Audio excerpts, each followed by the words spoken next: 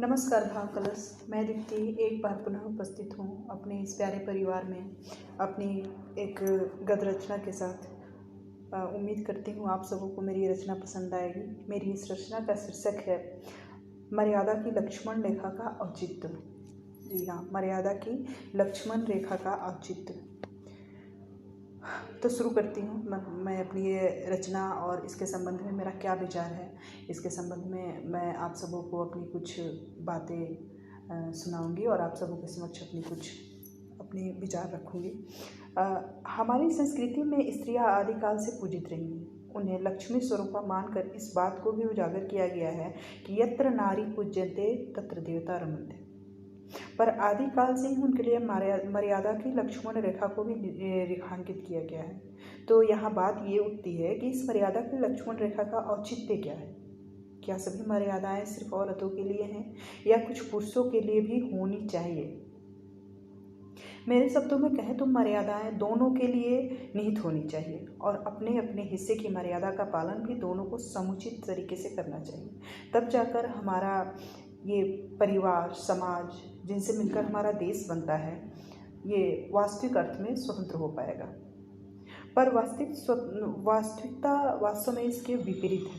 बचपन से ही लड़कियों को मर्यादा और परंपरा का पाठ पढ़ाना शुरू कर दिया जाता है और बुढ़ापे तक उन्हें लाखों असम्मानीय मर्यादा और परंपराओं का पालन करना पड़ता है। स्थिति इतनी खराब हो चुकी है कि हमारे आसपास की कई ऐसी औरतें मिल जाएंगी जिन्हें ये बेवजह की परंपराएं असामान्य नहीं बल्कि बिल्कुल सामान्य और सही लगती हैं, क्योंकि मानसिक रूप से वो इन असामान्यताओं की आदी हो चुकी हैं।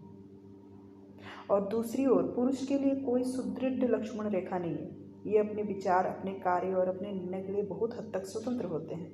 ऐसा नहीं कि ये स्वतंत्रता इन्हें केवल समाज की परंपराओं द्वारा मिली है, बल्कि हम स्त्रियां भी इनके इस अवगुण को आदत बनाने में कम सहायक नहीं रही हैं।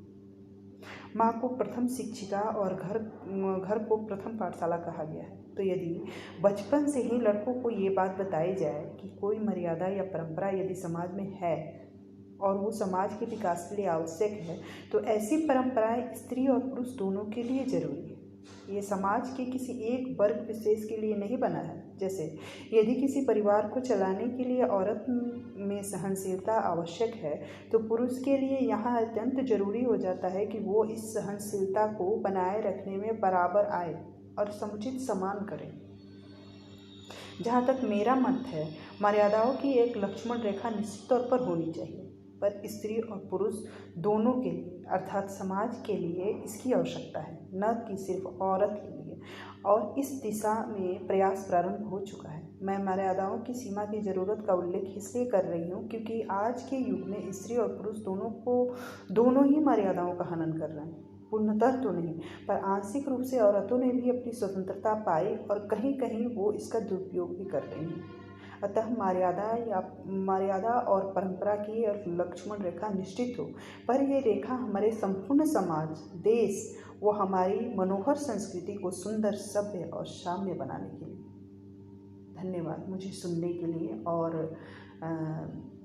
मर्यादा के संबंध में क्या लक्ष्मण रेखा होनी चाहिए, मर्यादा के लक्ष्मण रेखा का क्या औचित्य है, इसके संबंध में मेरे विचार सुनने के लिए धन्यवाद आप सब।